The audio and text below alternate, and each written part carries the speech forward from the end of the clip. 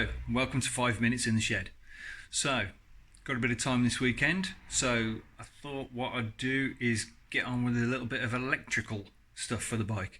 I'm not going to do the lighting circuit or anything yet, but I think I've got everything in place now to get a battery, regulator, rectifier, get the coil energized, and maybe get a spark. So, I've done a drawing, which is here. There you go, there's my high-tech drawing, that's how it needs to work. Let's start with, I don't know what we're going to start with, but we'll start with something. Okay, so I think my plan is to do all the battery and fuse and ignition switch stuff first, right? So here we've got my electrical panel inside the bike, and then the panel I made to cover it. There's the main fuse and the power box. If we come around the other side, sorry about the moving camera, it's a bit difficult to get to film and everything. Now the fuse wires come in to here. There's the fuse. So one of those has got to be, actually they both need to be black because it's a positive earth on these, and I'm going to fuse the negative side, which means these need to be black wires. These are the two wires which are going to the alternator, and these are the alternator wires here coming up from the engine, so I need a connector to connect those two together. This is the battery wire from the Boya, the red one, and this is the black one here. So the black one has got to go to fuse, and then fuse to the battery.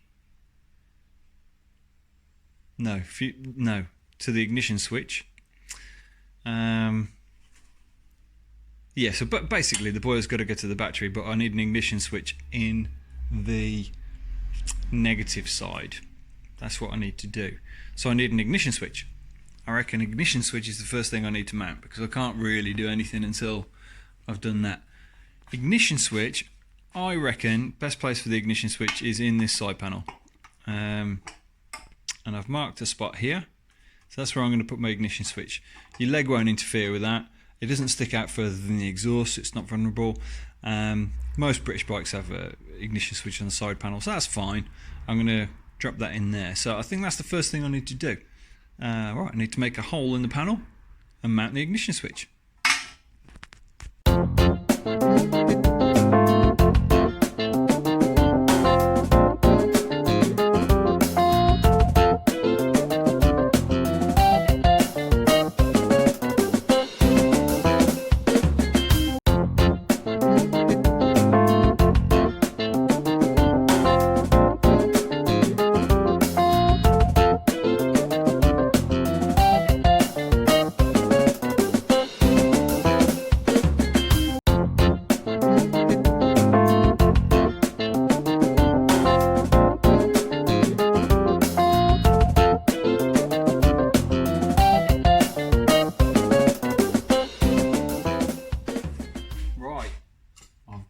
Ignition switch. Here it is. There's my key. It may look like an amplifier jack or a guitar lead jack. That's because it is. I did this on a bike ages ago, and which means also I've got a spare key. I did this. It worked a treat, and it's kind of novel. And the hole is pretty small and sits fairly flush, and you put it in there and that switches the ignition on. You pull it out there, that switches the ignition off.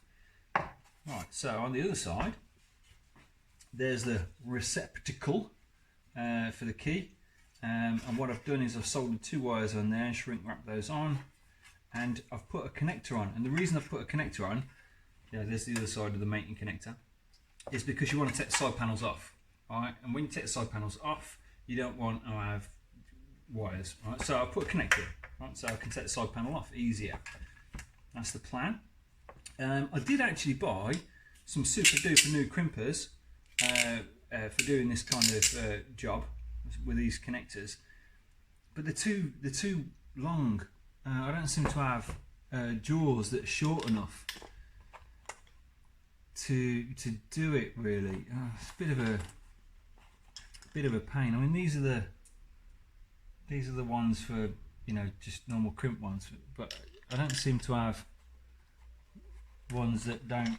Anyway, yeah, too big, right? And I'll tell you why they're too big, because when you get the terminal and you crimp the terminal in it like that, it also crushes the little tangs that hold the terminal into the connector itself, and you can't put them in, they just fall straight out again. So I had to do one twice, which has made one wire shorter, which irritated me a little bit. However, don't matter, because with one shorter wire it spins it around like that, which means it holds the connector up out of the way. It means it won't fall down into the chain, which is alright. So I'm okay there. We like that. So that's the ignition switch, which is cool. Trying to think next thing to do. Not sure. I'll come up with something. Yes, I was using my cheapy old crimpers, which have got the crimpy bits at the top. There. Just to clarify that. So I've got that. So I need to take this.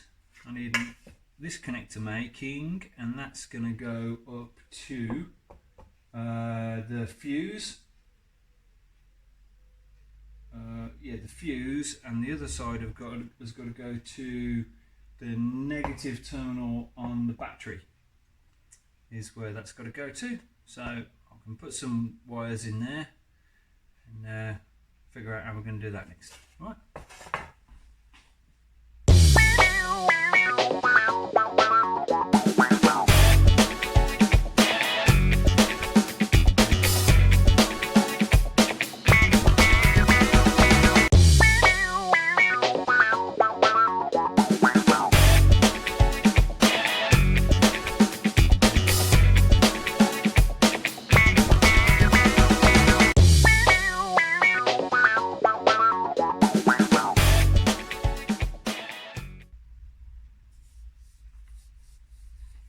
Okay then, so here we are, we've got another bit of harness made now.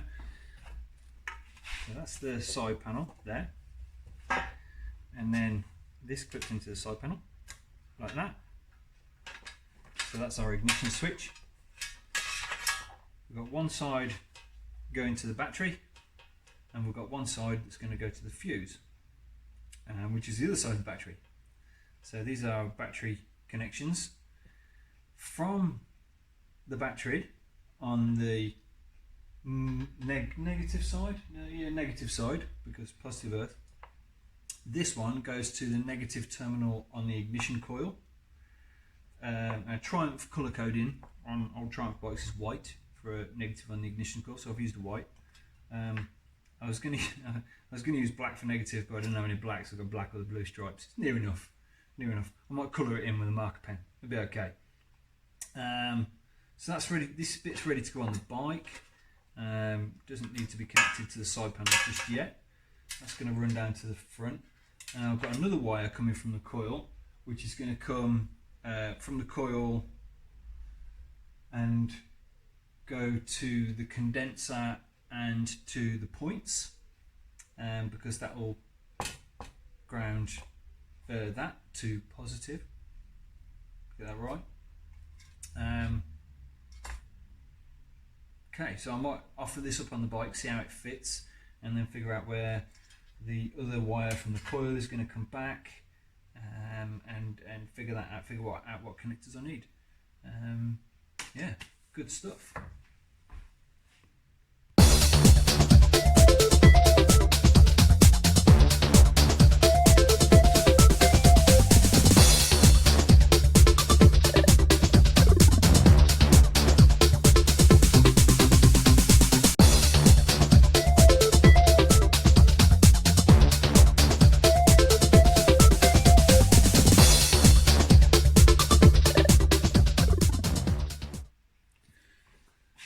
Right, okay, off camera, I've just put that wiring on the bike that I made up.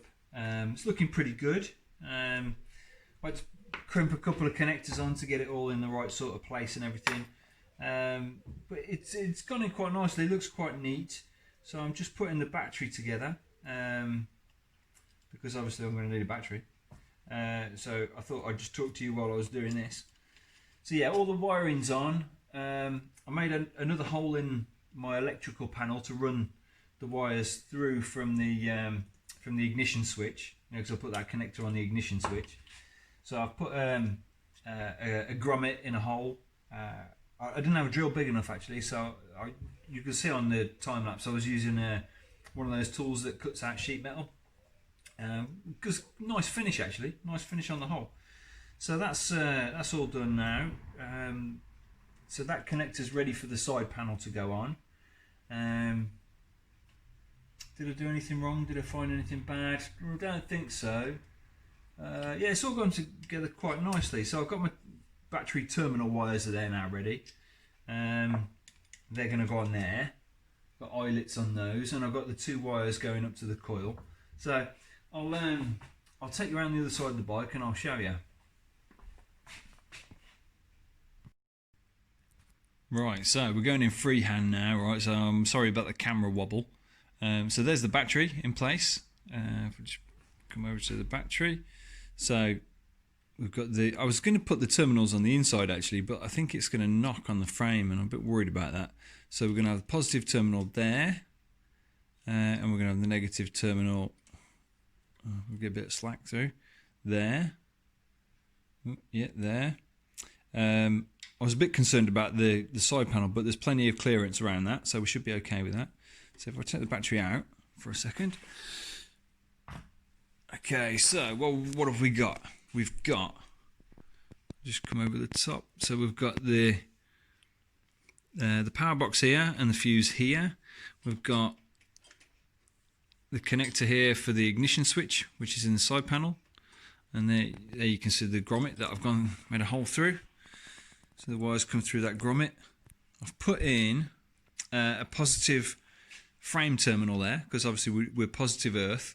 So I actually got my little sanding machine, Dremel thing there, and I got rid of a load of the paint off the frame, because this is powder coated, right?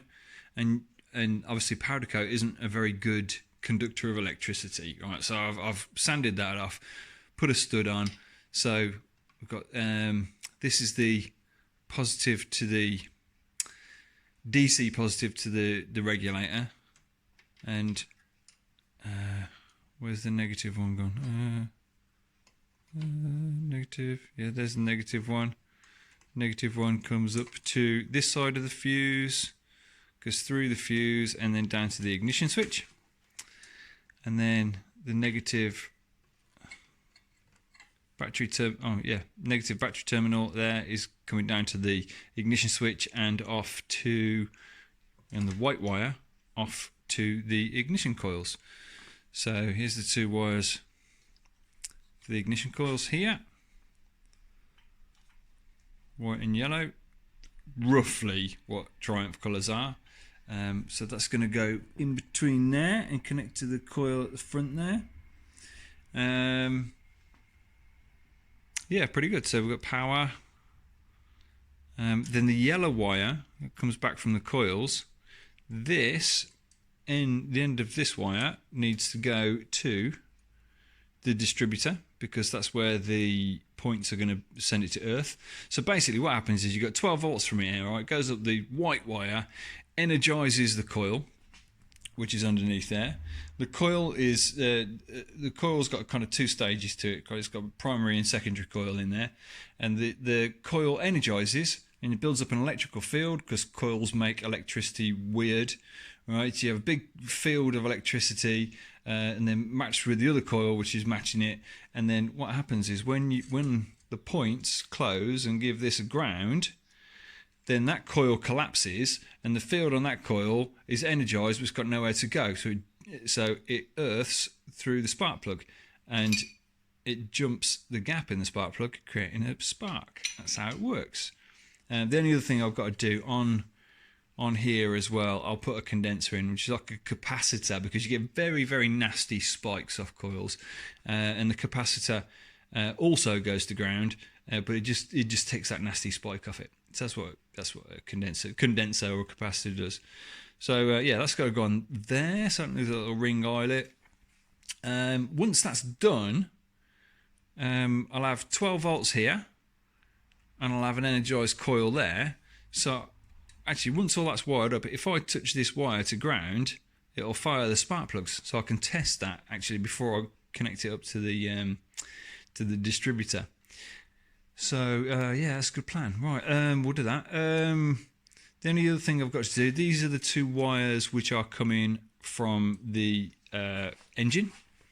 So underneath here, that's the wires coming out the engine from the stator. Those are going up there. So these need to join to the Powerbox as well, which is the regulator rectifier. And they have got to go to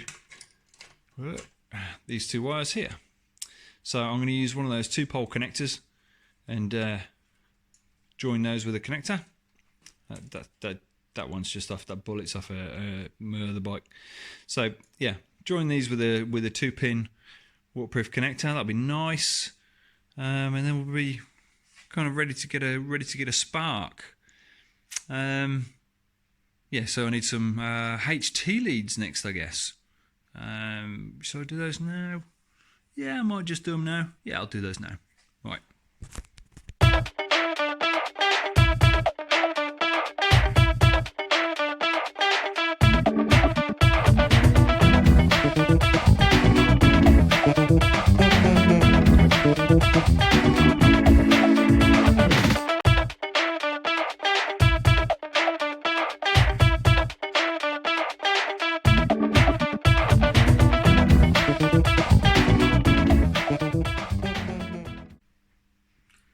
Right then, here we are. So, got HT to my coil, I've got HT to each cylinder, going up to the spark plugs there, which is great. I still need to do the alternator going up to the regulator box, but the battery's ready to go in now. So we should have enough power there for a spark. Yeah, I'm not going to do that just yet, but yeah, I think that's kind of ready. There's the coil wires that I need to just attach to the coil. Looking pretty good at this point, but it's evening time, so I think that's about it. So that's it for my 5 minutes in the shed. Thanks, like and subscribe.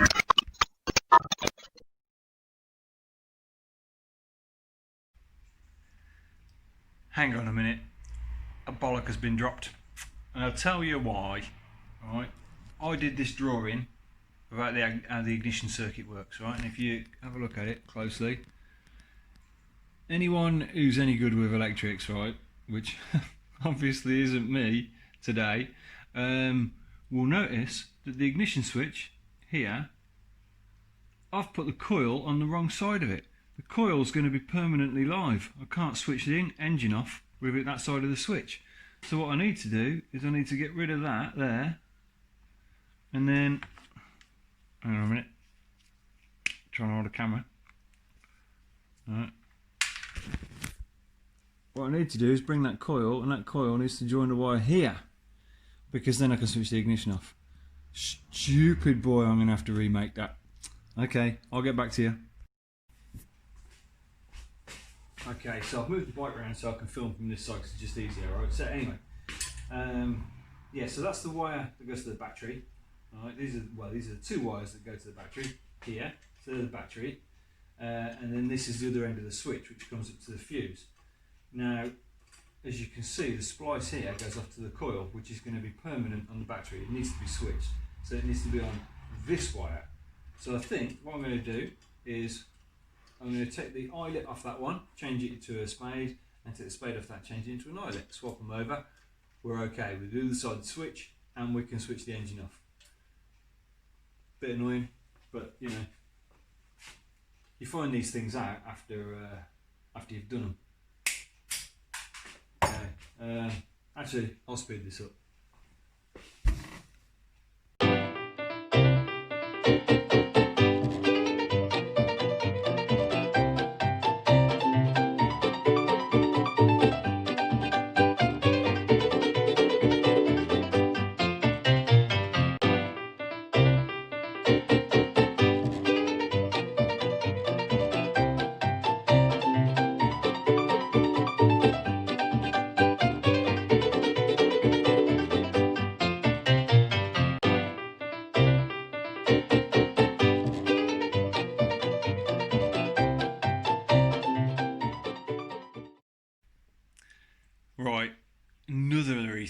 So, right, this is what I did. Right. So, here we've got the Powerbox, right, Boyer Powerbox, which is essentially like a special regulator rectifier. Then we've got the battery, then we've got a coil. Now, what I did was I changed the switch from being up there to down here, so I wasn't getting permanent live to the coil. However, a Boyer Powerbox is designed to enable you to run an engine without having a battery. So there was actually 12 volts coming out of that as well. So even when I put the switch down here and switched it off, I was still getting 12 volts from the Powerbox to the coil. So changed it again. So now I'm actually switching the coil, which makes a lot more sense because these are in parallel. These are wired together then. Anyway, yeah. So now put it all together now. And if I switch the ignition on, there you go, you can see the coil energizes. Finally, right, I think the next thing will be to test the coil.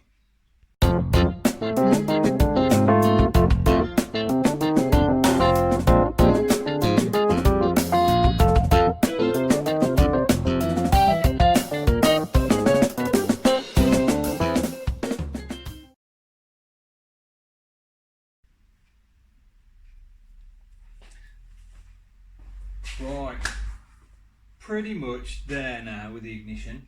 So I messed about with where the coil was going to be switched and the power was going to be switched, the ignition switch, because A, I did it wrong, then B, forgot I was using a Powerbox and not a normal regulator rectifier.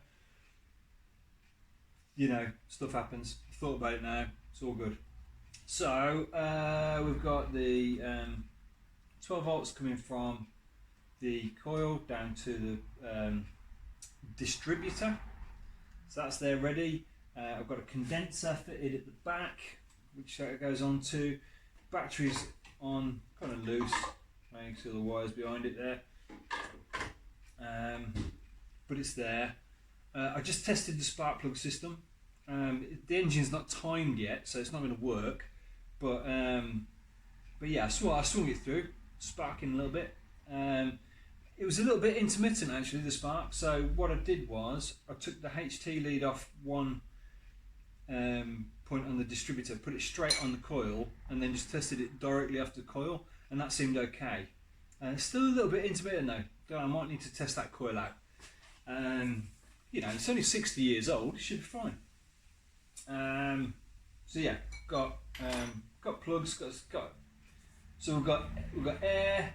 We've got spark. Next thing we need is fuel. So next video I'll put the new carburetor on and set the static timing for the ignition, so we can get a rough point, rough starting point. Okay, that was 5 minutes in the shed. After a false finish, now it's the finish. Thanks for watching.